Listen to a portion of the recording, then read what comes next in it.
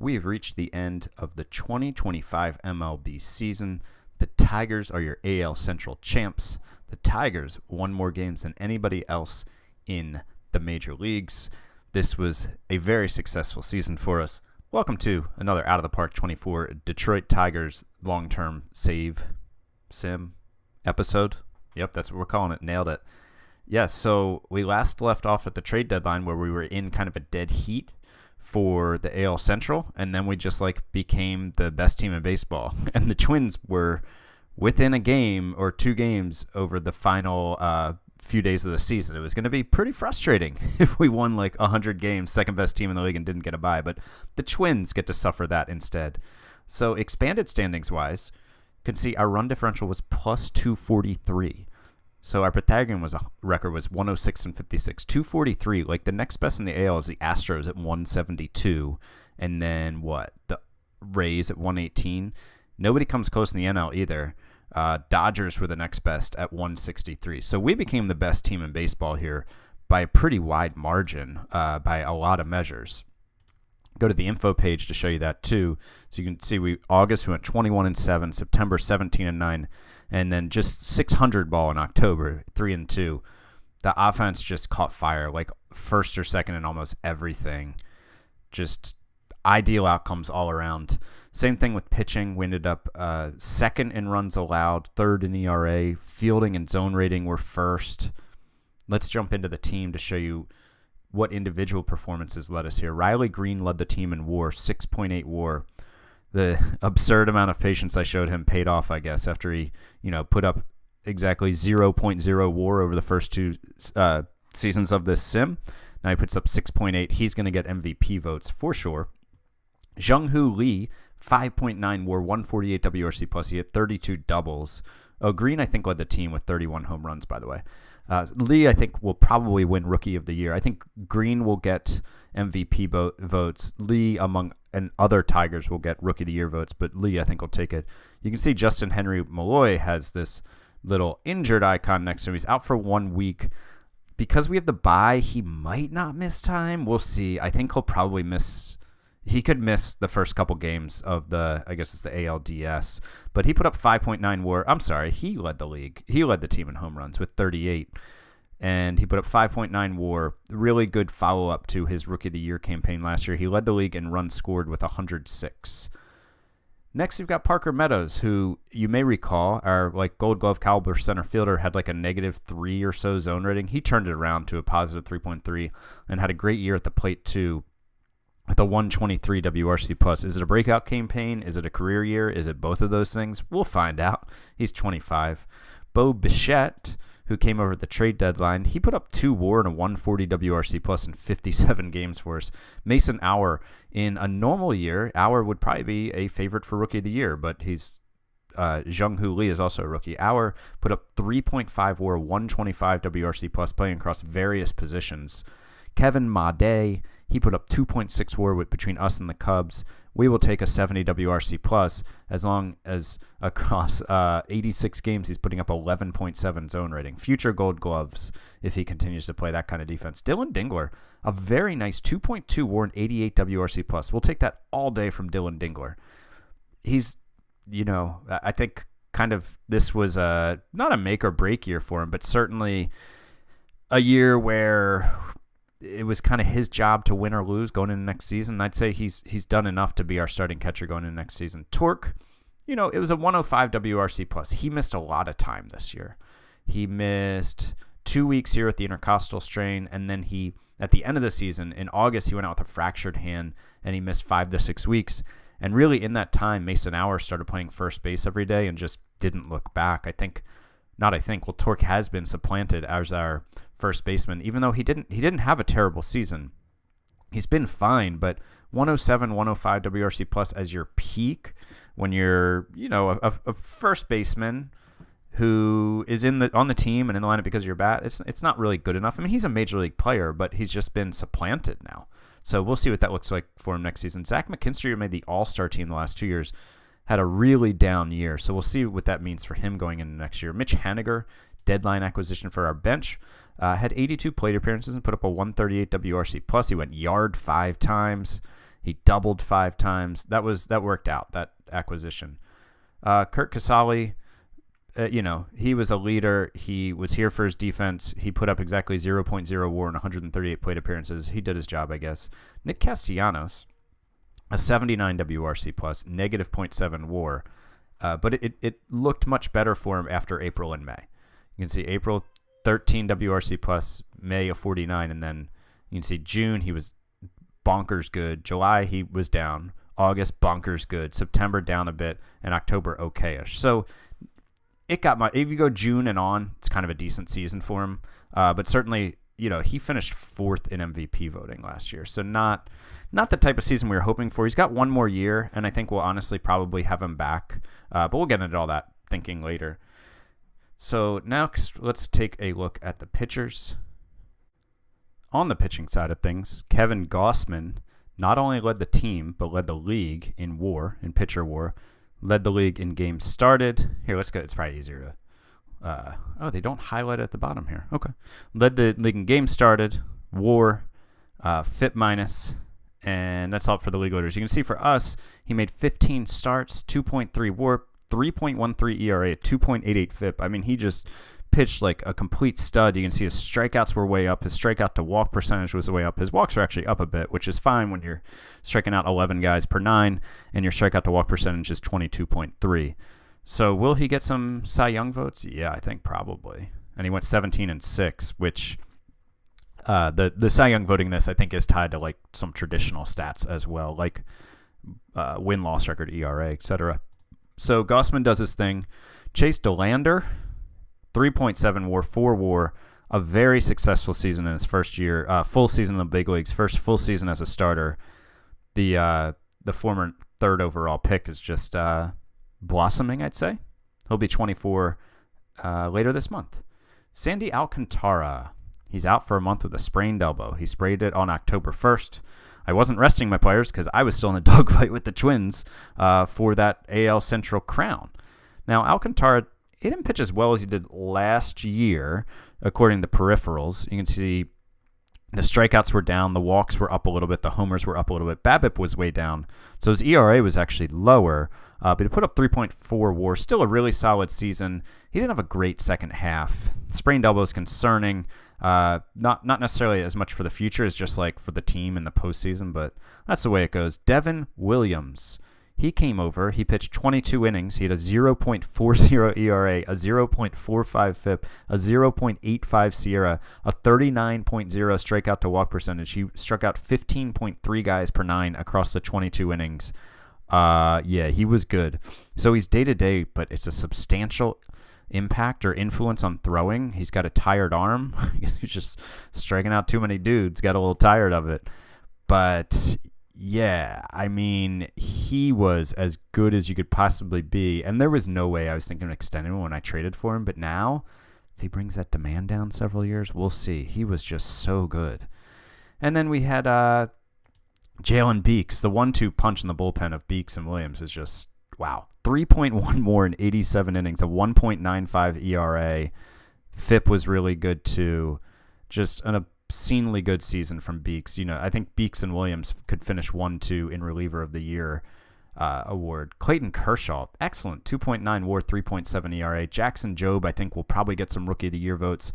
130 innings, 3.9 R WAR, 2.4 WAR. He put up a 2.76 ERA and a 3.46 FIP.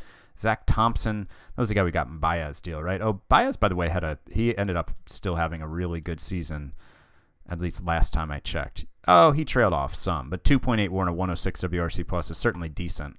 But Zach Thompson came in and was good. Alex Lang, he started the season as our stopper. He fell all the way down to a middle relief role. Still a guy we trust and a guy we like, and he still had a decent season. He definitely got better as the season went on, but had some struggles with the walks at points during the season. He ended up walking 4.5 guys per 9, which isn't terrible, but yeah, the scouting has gotten a little not quite as optimistic about him. So an up and down season that ended up in the end looking similar to other seasons he had for us, but we'll see what the future holds for Alex Lang. Brian Abreu had a 4.18 ERA, but the FIP was 3.29. The Sierra was 1.69. So some bad luck there. A lot of home runs. But exactly league average ERA. Jorge Lopez was solid for us coming over. Andrew Vasquez, this waiver claim still paying off. He wasn't as good as he's been other seasons, but ERA-wise he was. Actually, it was walks. His walks got hurt him some, but he put up a 2.87 ERA, 3.83 FIP. Casey Mize is here. I'm not sure that he's going to be on the postseason roster. The computer auto set it with him over, who is it? It's Alex Cobb. But yeah, Mize was just kind of meh, whatever. He didn't pitch a lot because of the arm injury, only 29 innings. He's 28 now. Second year of arbitration. He's about to go up to $4.4 million per year.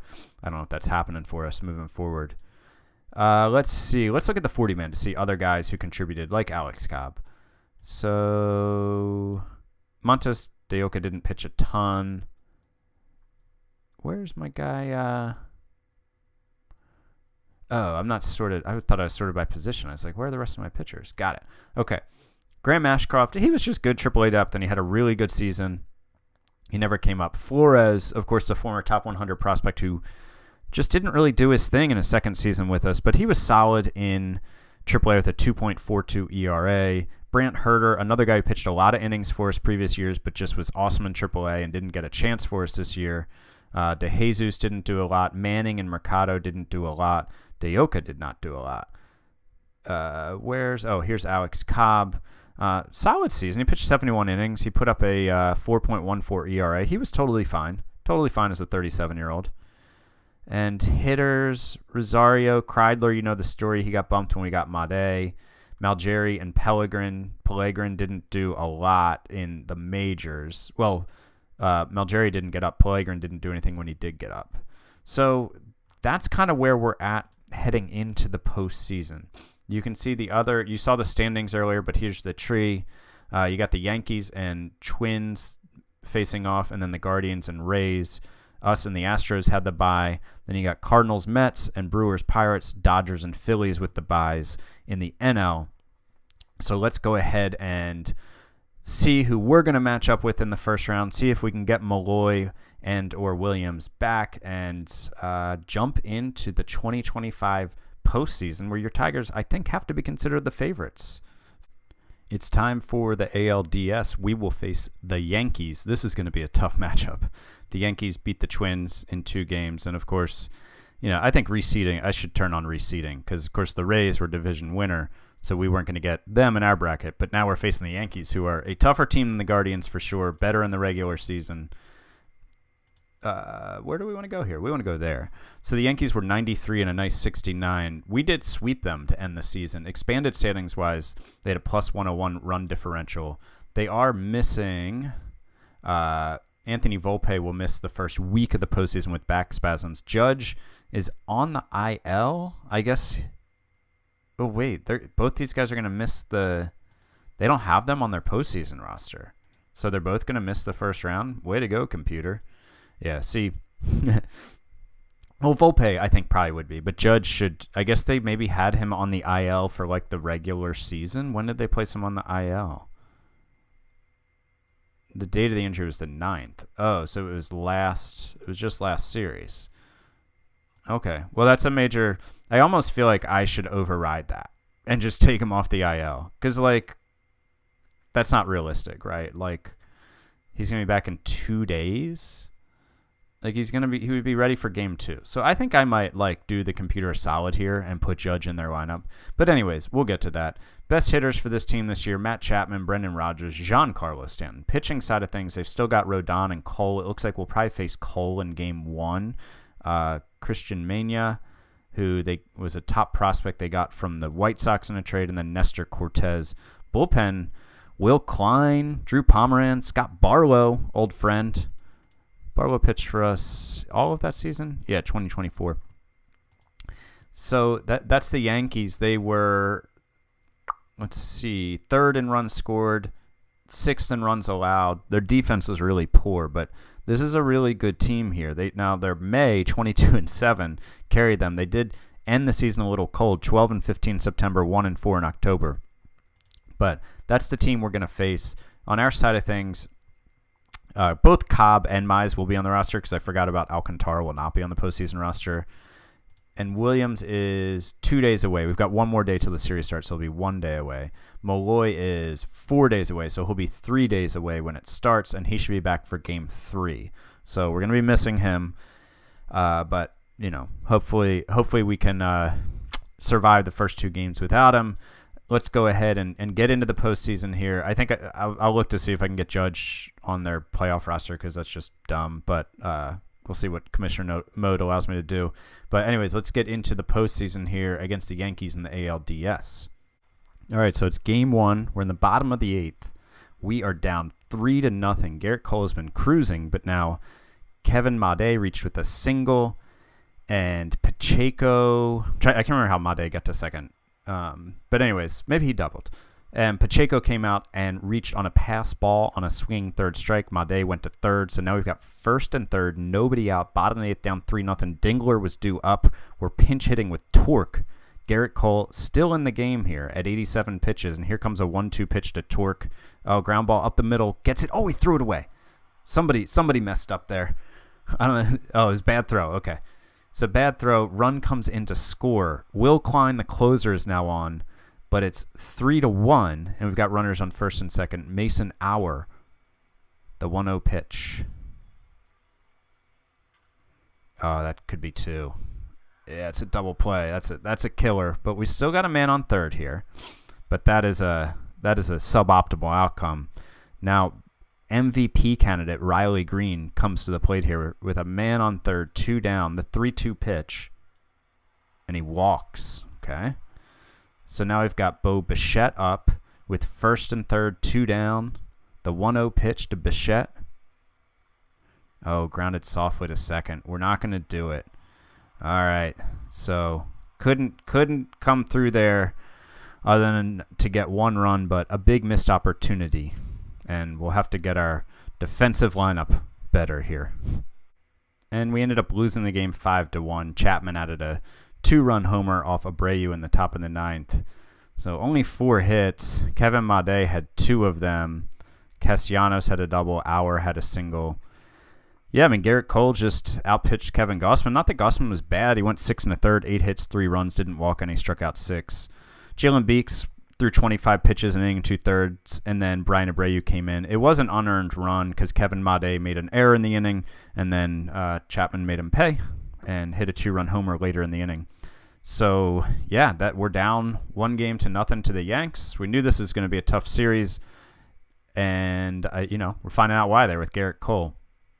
So the pitching matchup in the next game, we're going to have, is it Delander? Yeah, we're going to have Delander going, and they're going to have, who are they having going? It doesn't tell me there.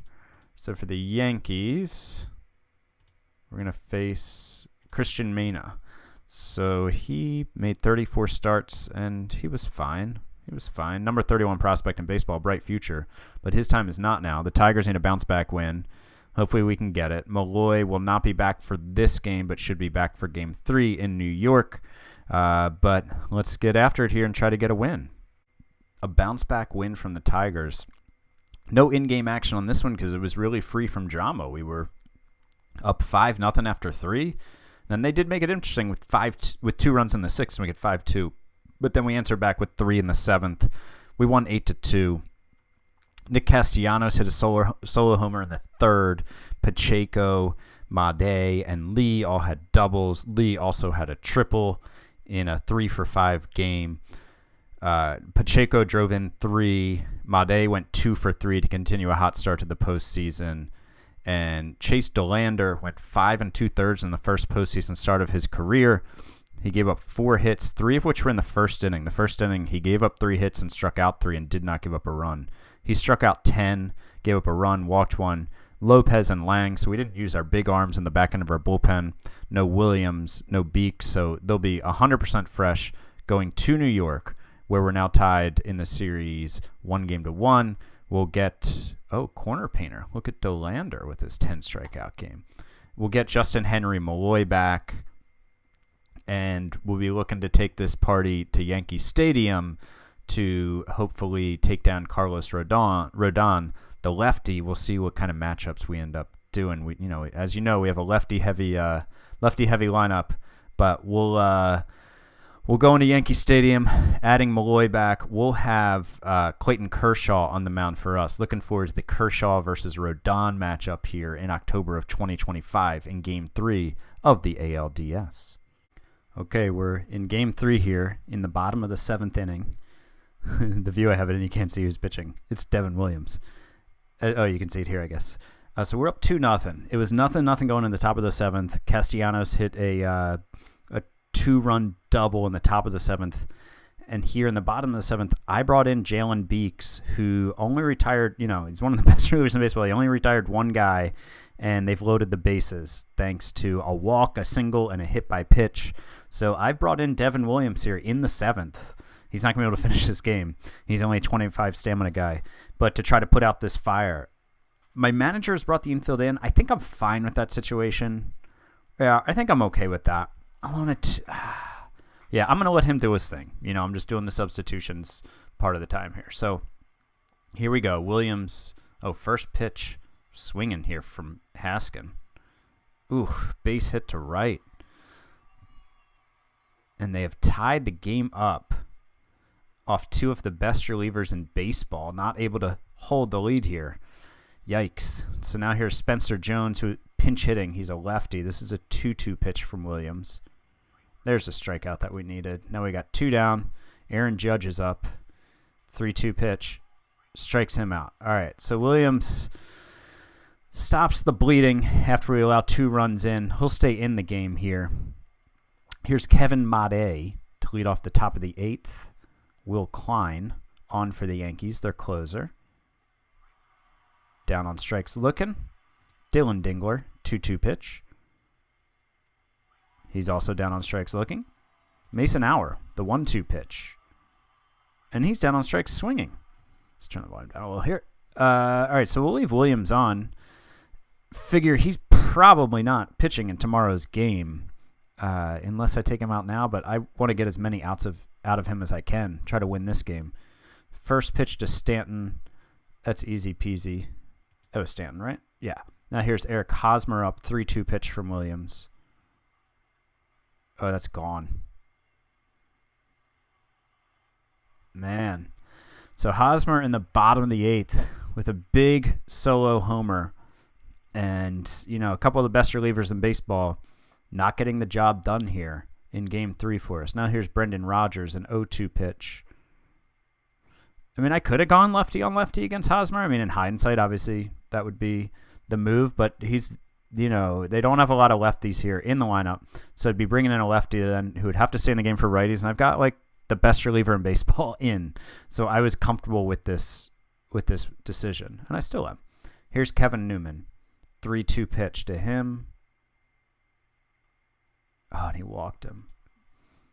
He's up to 32 pitches. We've got a lefty. We're going to bring in Vasquez here and hope that he can get the final out, and then he doesn't have to face the righties next inning, but we'll see what happens. Here's a 1-1 pitch to Narvaez, and that is in for a base hit to left. Ball back in quickly. It's now got first and second, 2 down. Their number 9 hitter, Harrison Bader, is up. This is a 2-1 pitch. And that should be playable for Hunter.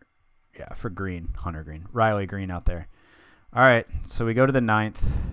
Green. We've got Green, Malloy, and Bichette up, which is a good bats to have up, if you ask me. Riley Green just 1 for 11 so far in the postseason. Here's a 2-2 pitch from Will Klein. He's down swinging. Now here's Malloy. He's 1 for 3 today. 2-2 pitch. And that is hit out to right, but very playable for Judge. So we're down to our last out now. Bo is up. He's 2 for 12 in the series. The 1-2 pitch. He's down looking. So, an expertly pitched game from the starters. Kershaw went 6 shutout innings, 5 hits, a walk, 6 Ks. Rodon went 7 innings, 4 hits, 2 runs, 10 Ks. He had only given up 1 hit going into the 7th, and then we got to him. for a couple runs, but then Beeks and Williams couldn't hold it together. Two of the guys who were a major part of our success this season, a major part of the reason we're here, a major part of the reason we won our division. And in this game, they failed us. But, we'll now go into Game 4 in Yankee Stadium with our backs against the wall.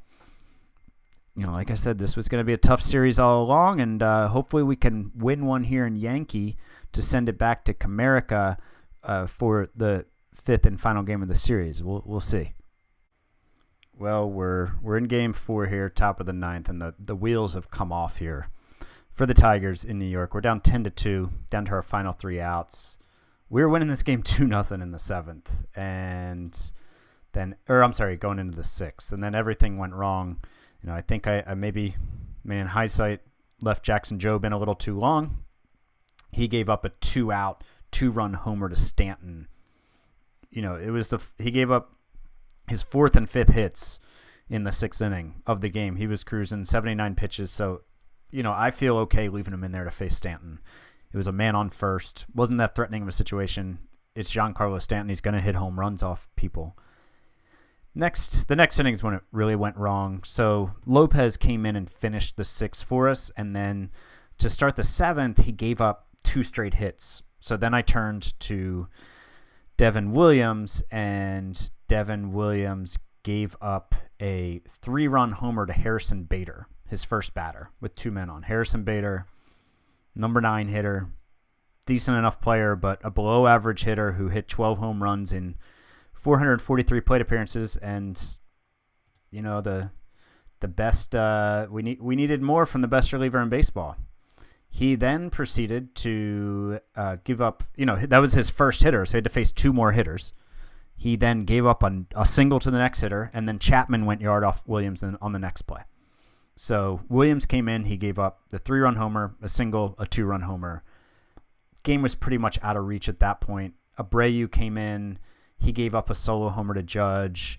He gave up another unearned run on an error. It just wasn't going well. We got a RBI double a double from Castellanos, who was driven in by Parker Meadows in the 2nd, and then the 4th, Bo went deep for us in the 4th inning off Cortez, and we were up 2-0. Jackson Jobe was cruising.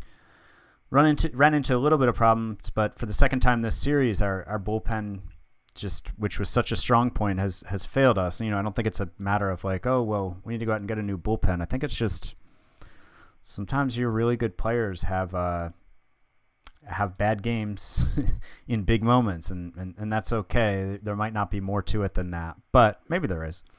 But we'll go through the last inning here. Maybe we've got 8 runs in us to send this to extras. Here's Made. It's an 0-2 pitch coming. He's down on strikes. We're not going down quietly, though. We're pinch hitting here for Dingler. Am I going to go Pacheco? No, I'm going to go Torque. I'm going to show respect to Torque and go righty on righty.